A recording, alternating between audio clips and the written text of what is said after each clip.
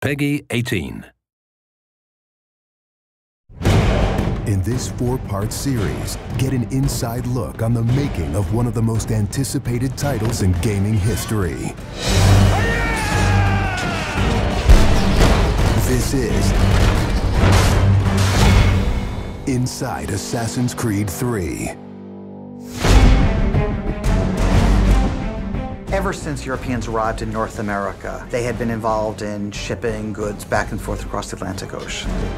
In order to make this economic system work, the British tried to control the goods that are going to the colonies. And it was those goods coming back and forth which made a few places on eastern North America important. Whether it's the Boston Tea Party or the Boston Massacre. Fire! We have these big historical events that we can situate our game around. All of these events that people have a rough understanding of, but they've really never experienced.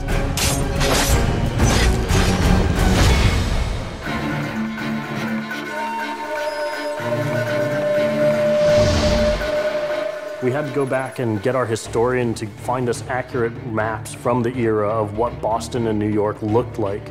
These are actual replicas of the cities.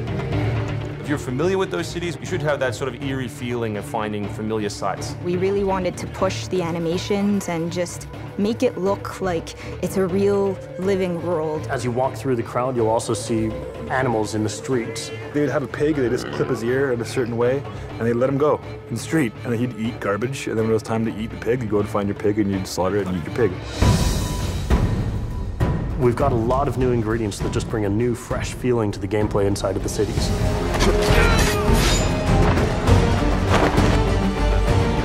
We have these great new stalking zones that you're going to find throughout the cities. It's a great way for you to remain hidden from your enemies and actually be able to sneak up to them so that you could assassinate.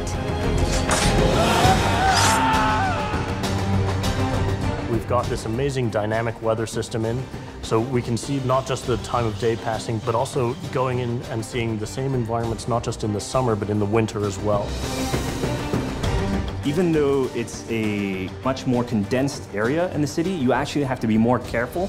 There will be carts moving past, so as you're running along the buildings, escaping some snipers, you'll be able to just dive off into a hay cart that's driving past. You'll be able to jump out of that, free run quickly through the streets, through a building, and jump out the other side. See people inside freaking out as you run past through their kitchen.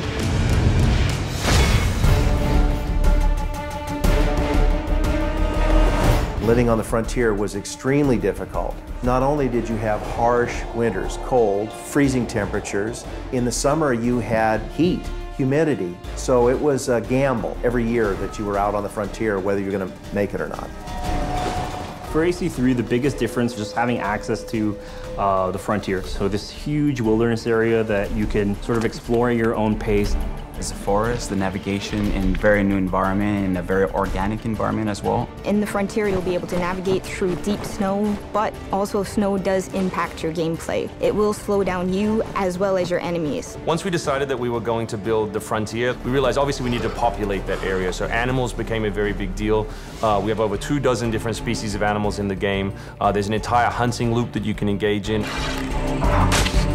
Whenever you're building elements such as animals, you're halfway trying to be real and halfway trying to fulfill that fantasy of what people expect.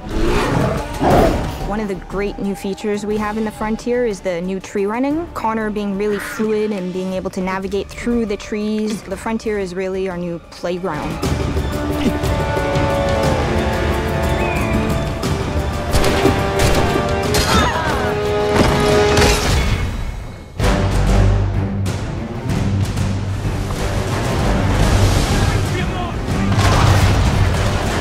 This war at sea was truly a global war and involved not only the British, but the French and the Spanish and the Dutch.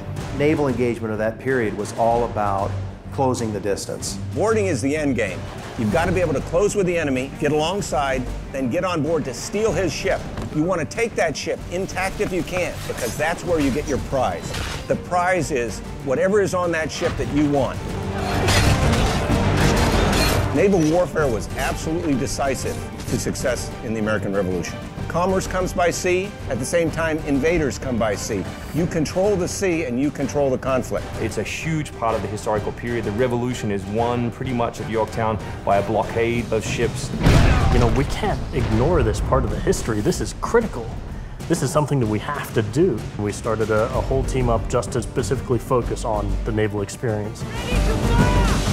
Naval combat has been a huge challenge. The technology of the wind, the water simulation has been a massive undertaking for the team. Initially, we didn't even think it was feasible because it's a big moving structure. It's a full simulation on high seas where Connor is controlling a ship, he's controlling a crew as well, so he's kind of the master and commander on the ship. Very exciting. I mean, you are on a moving vessel that is very much part of the sea itself.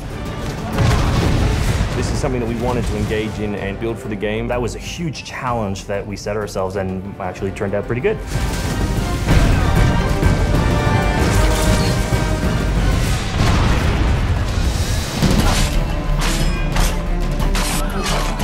If you haven't played any Assassin's Creed games before, we really think this is a great point to get on board. It is a new story, it is a new character.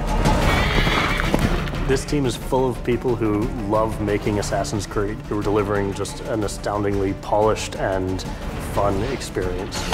As a creator, nothing gets better. To be frank, it just looks great. Seeing all of this coming together at the end, it's amazing. For new fans, really, this is about as good as it gets. It's by far the biggest and best Assassins yet.